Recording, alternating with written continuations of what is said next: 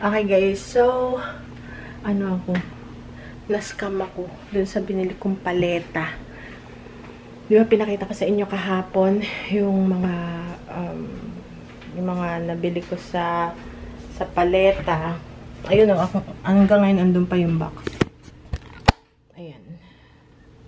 So, nasikaso ko siya hanggang gabi. Simulan dumating yun ng alas 11 ng umaga rin, before mag alas 11. Hanggang alas 12 ng gabi nagsasort ako. Tapos nalaman ko na yung paleta guys is ano siya, parang kasi ang ginawa nila, di ba, pag bibili ka ng damit sa Target ng bata, ano yun, nakaset ng ganitong 3. Yan, di ba, isang presyo lang yan. Kumbaga, nakaset na yung hanger, may ganyan. Dumating siya sa akin, hiwa-hiwalay. As in, ito, isang count. Instead of set, ito isang count. Ito isang count. Sobrang laki ng binayad ko dito, guys. Tapos, halimbawa, tong Miss Rachel na to. Miss Rachel na shirt. Tama, 4-piece set. Dapat siya. So, isang count yun kasi nakahanger yun. As in, isang count siya. Ang ginawa nung liquidation palette na binilang ko, inihiwala-hiwalay siyang ganyan para tigigisa siyang count. Parang extra count. So, konti lang yung damit na iaano nila. Konti lang yung damit na parang tubo sila. Kasi nga, instead of one set na one count, so, wala na akong kikitain. Pinhiwa-hiwalay nila. Like, itong Miss Rachel na to is isang buo tong kahon, guys. Sinort ko lang siya. Ayan, isang buo siyang kahon. Nahiwa-hiwalay. So, parang nalugi ako ng isang set. Kasi, dapat 4 na set. Ganito lang nila. Tinanggal nila. Ginawa nilang ganito lang. Para tumubo sila. So, nareklamo ko na siya sa company. Kaya lang, wala ko ebidensya na nung dumating tong palette is, ano siya,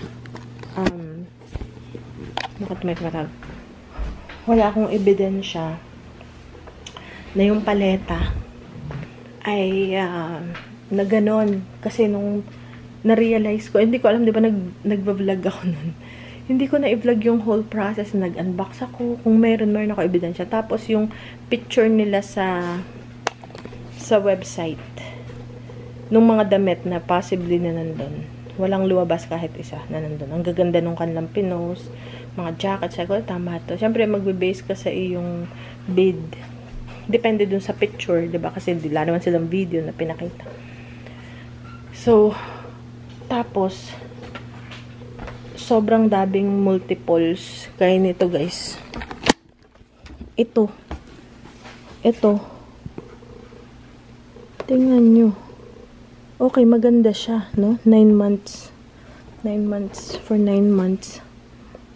Pero tingnan nyo, sobrang dami yan. Hanggang ilalim. 9 months lang, wala siyang variety. Hanggang dun siya sa ilalim, oh. May mga 100 to. Wala siyang variety na parang okay, may chance kang makabenta ng ibang hindi lang 9 months na 100. Puro ganun. So, tapos ito rin, marami rin ito. Okay naman to, hindi nila tinanggal. Pero, as yan, puro 6 to 9 months. Walang variety. Tapos ito rin, parang tingin ko mga tira-tirahan dun sa kanilang liquidation. Yun ang sinama. Tapos tong pants na to, wala siyang partner na pangbaba. Tapos, ito, okay naman to kasi hindi ganun karami. Pero, puro siya pang 3 years old lang. Walang ibang size. Ito naman, puro 3 months lang. Itong nasa ilalim, mga mga parang miscellaneous.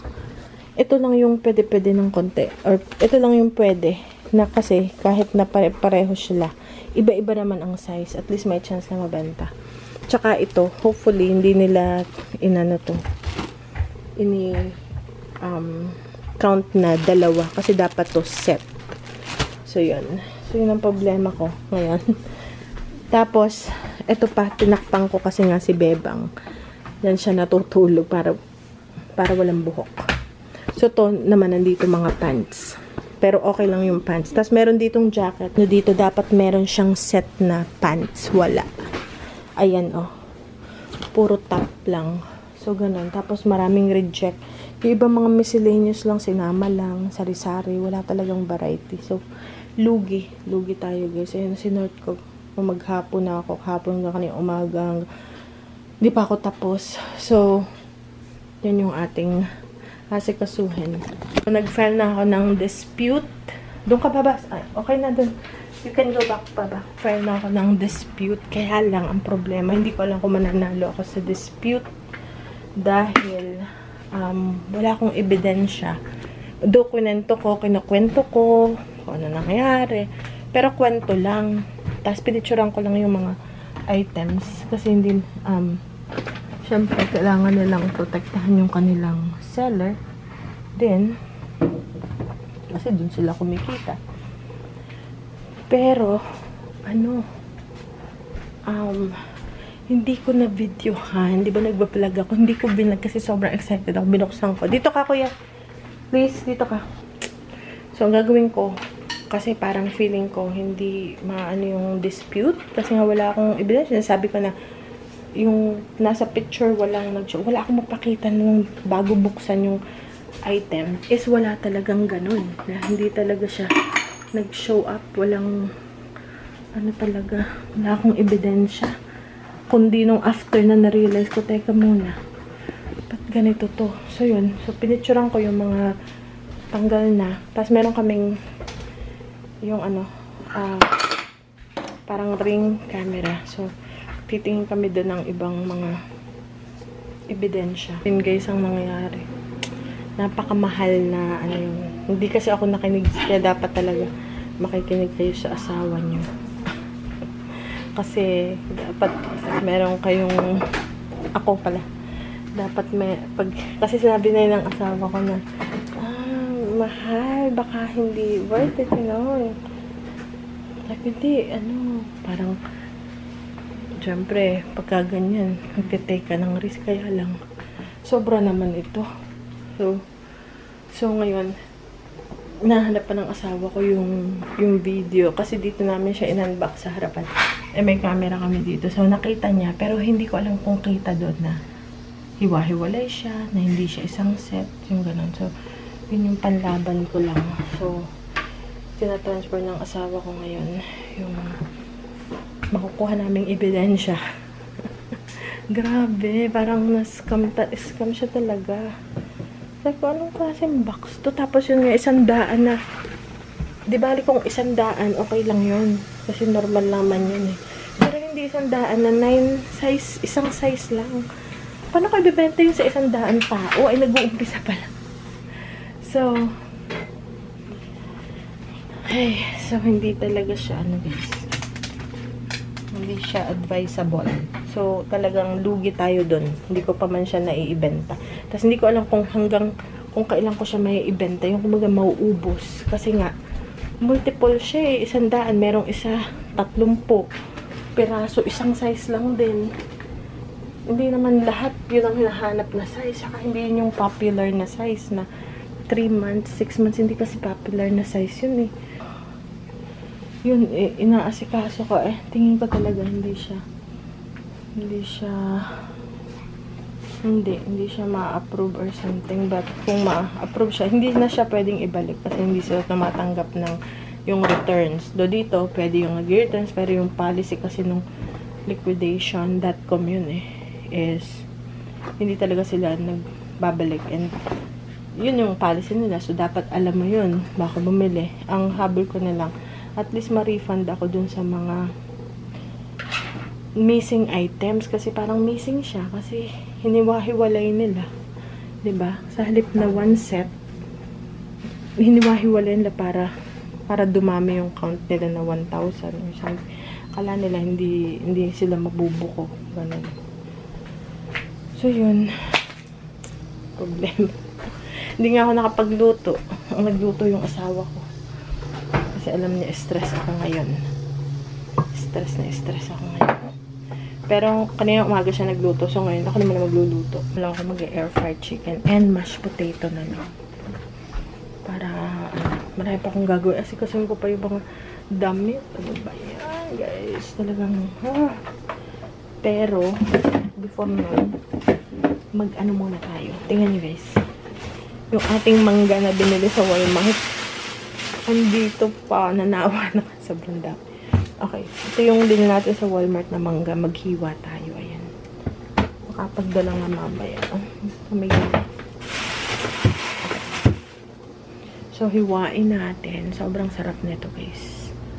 Manamis-namis para pati snackin ng mga bata.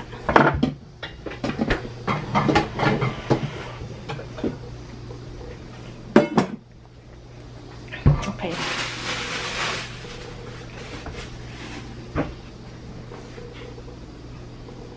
So, atin siyang hiwain.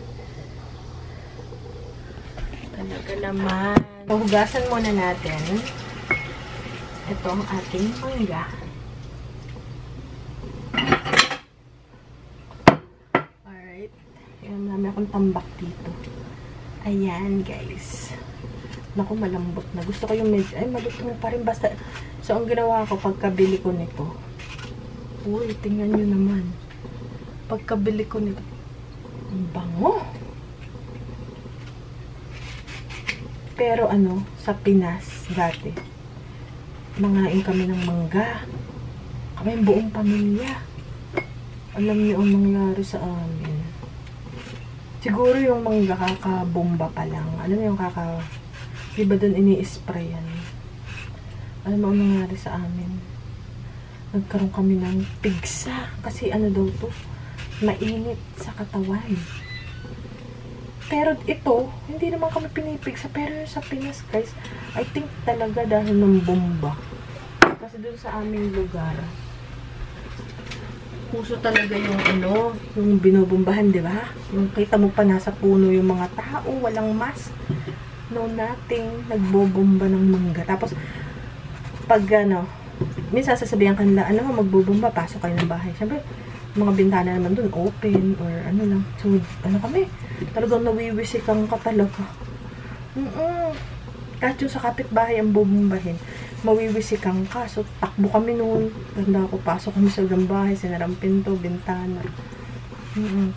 Ano kami, yung kaya parang, pag maraming mangga, huwag kayong kakain masyado marami kasi mainit sa katawan. Kasi nga, di bomba, malibang kung organic.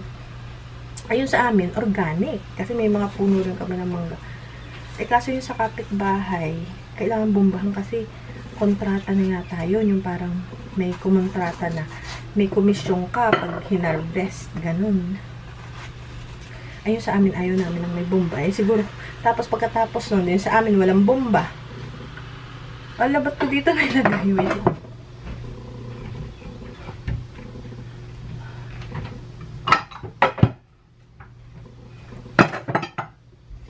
Ayan, ito lang. Okay, ito guys. Ating hinihiwang mangga. Okay. Harap.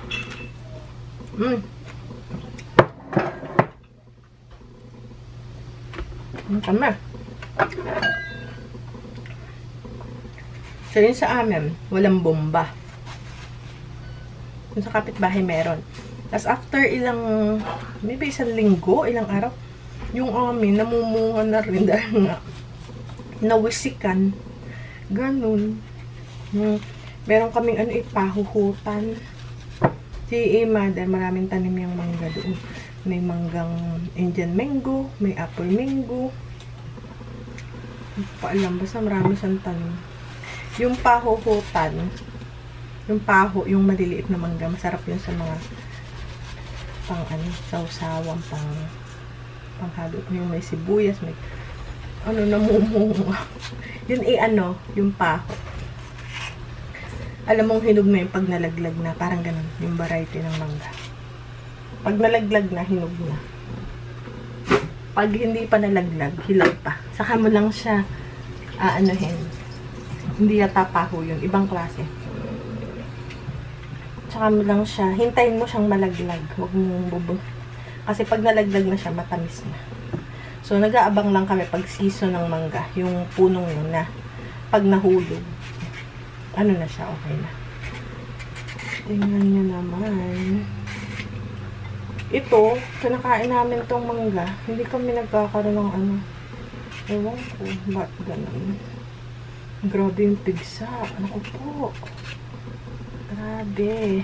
Diba sa English, ano yung boils? Or something. Dito, parang walang ganun. Parang ang mga tao, walang ganun. Naku, pag nagkaroon ng ganun dito, kapanik na yung mga tao. Tsaka nakakahawa yung, kasi yung, basta, ano ikwento at grows. Ayan guys, diba? Ang ganda ng ating mangga. Ganda-ganda niya.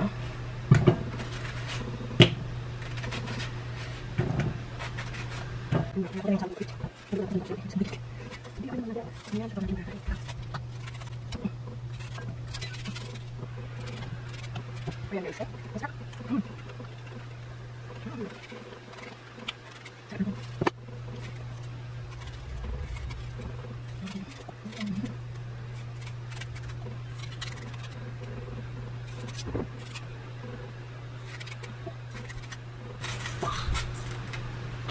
Okay, so yan na guys. Tapon ko yung buto. Minsan may nagsasabi sa inyo, ba't mo tinapon? Ba't mo tinanim? Hindi guys, hindi nabubuhay dito ang mangga, yung mga tropical fruits dito sa aming lugar. Sa ibang lugar, sa Florida, California, yun, nabubuhay sila. Dahil mainit dun. Maganda ang weather dun, parang Pinas. Doon lumalamig ng konti rin. Pagka bandang January, February. Pero hindi ganun kalamig. Hindi nag-i-snow. So, nakakapagtanim sila dun all year round. Or at least hindi namamatay yung tanim na kasi hindi masyado lumalamig. Pero tumira ako sa Florida. Malamig din ha, malamig din pagka mga pag December, especially January, malamig din talaga. Pero walang snow. So, yun na yung ating mangga. Maghugas naman ako ng plato. Tsaka ako sa garden. Ayoko magstay sa garden kasi malamok. Magkatapon na ako ng ating pinagbalatan. Mag-aayos sa isa ko dito sa bahay.